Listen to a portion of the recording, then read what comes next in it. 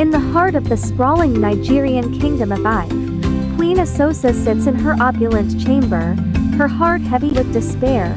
Despite years of trying, she has been unable to conceive a child. The fear of losing her status as queen gnaws at her, knowing that if King Adeola discovers her secret, he might take another wife. Driven by desperation, she decides to seek the help of a powerful witch doctor in the deepest part of the village. Late that night, under the cover of darkness, Queen Esosa disguises herself in the garments of a commoner. Accompanied by her trusted maid, she leaves the palace and heads to the outskirts of the kingdom, where the infamous witch doctor, Baba Ogun, resides. The journey is fraught with tension as they pass through dense forests and quiet villages. The queen arrives at the humble but ominous dwelling of Baba Ogun.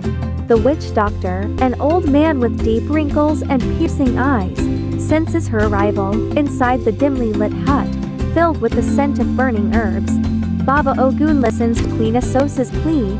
He agrees to help her conceive, but warns her that the price for such a blessing is steep. Desperate, the queen agrees without hesitation. Baba Ogun prepares a powerful concoction of herbs and rituals, instructing Queen Esosa to drink it. He chants incantations in a language as old as the land itself. The air becomes thick with the power of the ritual. As she drinks the potion, he reveals the curse. Her son will be born, but every night he will transform into a dove, bound to this fate until a condition, unknown to the queen, is met. Months later, the queen gives birth to a healthy baby boy, Prince Olamide. The entire kingdom rejoices at the news of the prince's birth, and King Adeola is overjoyed, oblivious to the dark secret that shadows his son's life. Queen Esosa, however, lives in constant fear, knowing the curse will soon manifest. As night falls on Prince Olamide's first day, the queen's worst fears come to pass. Under the light of the full moon, the baby transforms into a white dove, fluttering around the royal chambers. Queen Esosa is horrified but quickly hides the bird, vowing to keep this secret from the king and the rest of the kingdom at all costs. Night after night, Queen Esosa stays awake, guarding the secret of her son's curse. She isolates herself from the other members of the court, growing increasingly paranoid. The strain of keeping such a dark secret begins to take a toll on her, but she remains resolute, determined to protect her son at any cost. King Adeola, noticing his wife's increasing withdrawal and anxiety, grows concerned. He questions her about her behavior, but Queen Esosa skillfully deflects his inquiries, blaming her stress on the pressures of motherhood. Though suspicious, the king is unable to uncover the truth and is forced to accept her explanation.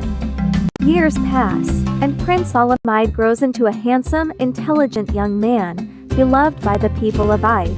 However, he is unaware of his nocturnal curse, as Queen Esosa ensures he is always asleep before the transformation occurs. Despite the queen's efforts, rumors begin to spread about the prince's peculiar behavior at night, fueling suspicion and intrigue among the palace servants. As Prince Olamide reaches adulthood, King Adeola insists that he marries to secure the royal lineage. Despite Queen Esosa's protests, the king is adamant. A grand bride search is announced, and the palace prepares for the arrival of noble families from across the land, all eager to present their daughters as potential brides for the prince. The grand bride search begins. Noble families from across Nigeria journey to Ife, bringing their most beautiful daughters in hopes of becoming the next queen. The palace is filled with the vibrant colors, sounds, and scents of different cultures. As the women present themselves to the royal family, Queen Esosa grows more anxious, knowing that her son's secret could be exposed. Prince Olamide, though respectful of his father's wishes, is reluctant to choose a bride. He senses the tension in his mother, but doesn't understand its source. Queen Esosa, on the other hand, tries to dissuade him subtly, but the prince is torn between duty to his kingdom and his mother's unspoken fears. Among the many women, Princess Amara of the neighboring kingdom of Nisuka stands out. She is beautiful, intelligent, and kind-hearted, qualities that quickly catch Prince Olamide's attention. Despite his initial reluctance, he finds himself drawn to her. Queen Esosa, sensing the prince's interest, becomes increasingly nervous as she realizes that Amara could be the one to uncover their secret. Later that night, Queen Esosa confronts her son, begging him to reconsider his decision. She tries to persuade him that the time isn't right for marriage, hinting at dangers he does not yet understand. Prince Olamide is confused by his mother's intensity, but he remains firm, driven by the duty to his kingdom and his growing feelings for Amara. King Adeola, noticing his son's interest in Princess Amara, commands the marriage to be arranged without delay. The royal court is abuzz with excitement, and preparations for the grand wedding begin. Queen Esosa, however, is filled with dread, knowing that the wedding night will bring inevitable disaster. The palace is transformed into a whirlwind of activity as preparations for the wedding go into full swing. Decorations, food, and music are planned to reflect the best of Yoruba culture. Despite the festivities, a dark cloud hangs over Queen Esosa, who secretly begins to devise a plan to protect her son from the curse. As the wedding day approaches, Queen Esosa takes Princess Amara aside. She warns her about the dangers of the wedding night without revealing the full extent of the curse. Amara is puzzled but reassures the queen that she will be a good and loyal wife to Prince Olamide. The queen, realizing that she cannot stop the inevitable, resigns herself to the fate that awaits her son. The palace is transformed into a whirlwind of activity as preparations for the wedding go into full swing. Decorations, food, and music are planned to reflect the best of Yoruba culture.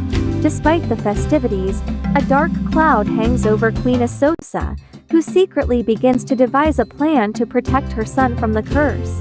The wedding feast is a lavish event, with guests from all over the kingdom enjoying the finest food and drink. However, as the night wears on, Queen Esosa becomes more and more anxious. She knows that when the moon rises, her son's transformation will begin, and the secret she has kept for so long will be revealed. As the moon rises high in the sky, Prince Olamide excuses himself from the feast. Queen Esosa, knowing what is about to happen, rushes to follow him. In the privacy of their chambers, as the first rays of moonlight touch him, Olamide transforms into a white dove before his horrified bride. Princess Amara's scream echoes through the palace, and the secret that Queen Esosa has guarded for years is finally exposed. Queen Esosa's heart races as she sees her son's transformation. She realizes the gravity of the situation and rushes to contain the chaos. Knowing the consequences if the truth is revealed, she decides to act quickly to salvage the situation and protect her son's life. Princess Amara's scream pierces the night, drawing the attention of the palace guards and guests. They rush to the scene, bewildered by the commotion and the strange sight of the dove. The atmosphere is tense as the newlywed bride struggles to comprehend the supernatural event unfolding before her. King Adeola arrives at the scene, having been alerted by the commotion. His face darkens as he sees the dove and realizes the truth. He demands answers from Queen Esosa and orders the dove to be captured and brought to him, as he suspects foul play and a hidden truth behind the curse. Queen Esosa pleads with King Adeola, trying to explain the curse and the consequences of exposing their son. She argues that the dove is not a threat, but a victim of an old curse. Her words are met with skepticism, and the king's patience wears thin as he demands a more concrete explanation. The palace guards carefully capture the dove, placing it in a gilded cage. They escort it to the king's private chambers, where King Adeola decides its fate. The queen watches in anguish, knowing that the revelation of the curse could have dire consequences for her family and their future. Script. In a private meeting, Queen Esosa reveals the full extent of the curse to King Adeola.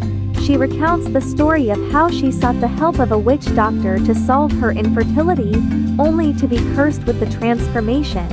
The king listens in stunned silence, grappling with the enormity of the deception and the implications for their family. Princess Amara, now aware of the full story, struggles to come to terms with the truth. She confronts Queen Esosa, demanding answers about why she was deceived and what this means for her future.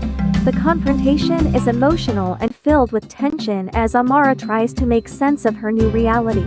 King Adeola makes a difficult decision, Understanding the curse's impact on his family and the royal line, he decides to spare Prince Olamide, but banishes him from the kingdom to protect the family's reputation.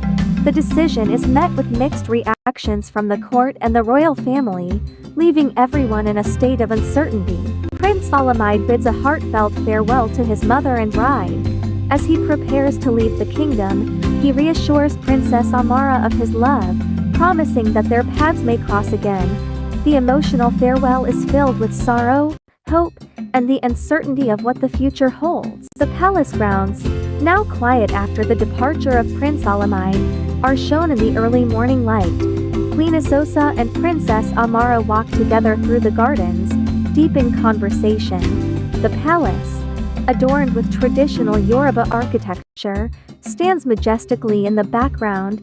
The scene conveys a sense of resolution and new beginnings, with the lush gardens and the gentle light of dawn symbolizing hope and the continuation of their lives despite the challenges they face.